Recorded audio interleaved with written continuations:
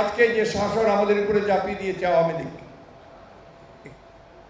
এরা সব সময় গণতন্ত্র বিরোধী, এরা সব সময় এক নায়কত্বে বিশ্বাস করে এবং তারা ওই বাকশালেই বিশ্বাস করে।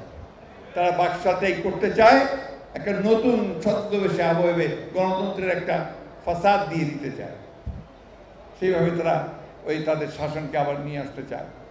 এই জন্য 15 বছর ধরে সম্পূর্ণ বেআইনিভাবে বিনা ভোটে জনগণের কোনো ম্যান্ডেট ছাড়াই আজকে শুধুমাত্র রাষ্ট্রযন্ত্রকে দখল করে তারা ক্ষমতাটাকে দখল করে আছে।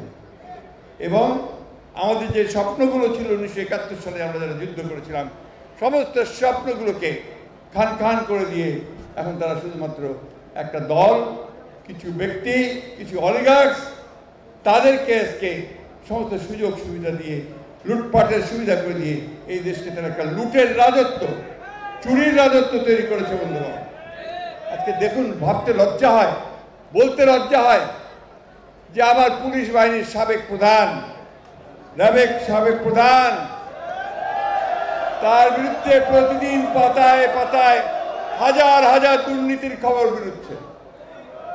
এমন খবর সারা বাংলাদেশে এমন একটা জায়গা নাই যে সে জায়গা কিনে নাই, দখল করে নাই, এমনকি হিন্দু সম্প্রদায়ের জায়গা পর্যন্ত জোর করে দখল করে নিয়েছে।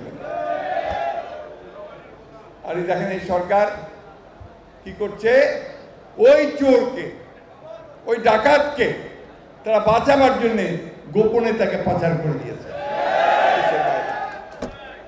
লজ্জা হয়, কি বলবো জানি না।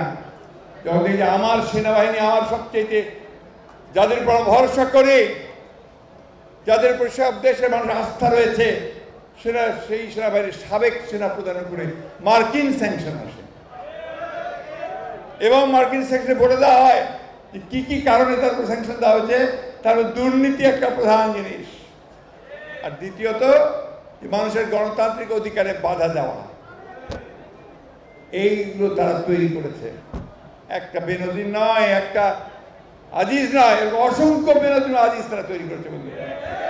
চতুর্দিকে দেখবেন যে আওয়ামী লীগের সমর্থন পুষ্ট বা আওয়ামী লীগ সব এখন একটা রাক্ষস হয়ে উঠেছে, মাফিয়া চক্র তৈরি করেছে এবং গোটা দেশটাকে তারা গিলে খাচ্ছে।